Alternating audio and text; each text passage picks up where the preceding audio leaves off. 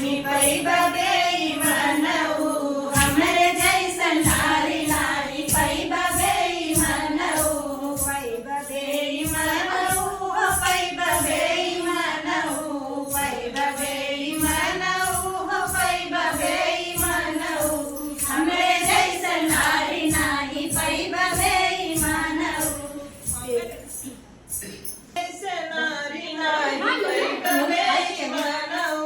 हमरे जैसन नारी नाही पैबा बेईमानऊ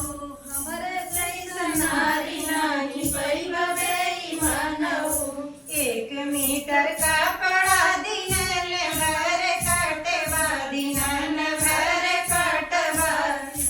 लहंगा सियौ बकी रुमाल बेईमानऊ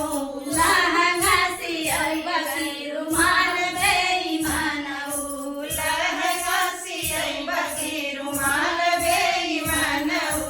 लहंगा सियौ बकी रुमाल बेईमानऊ हमरे जैसन नारी नाही पैबा बेईमानऊ हमरे जैसन नारी नाही पैबा बेईमानऊ 1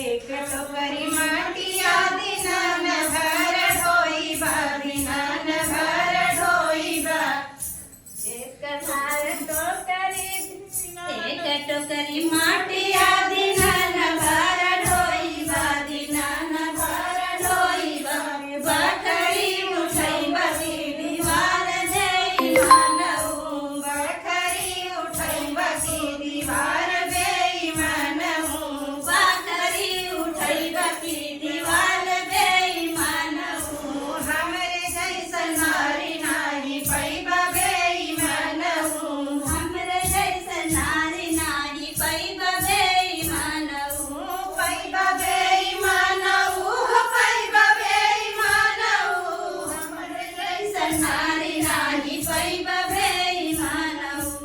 एकही बहिनिया दिनान भर खोजबा दिनान भर खोजबा एकही बहिनिया दिनान भर खोजबा दिनान भर खोजबा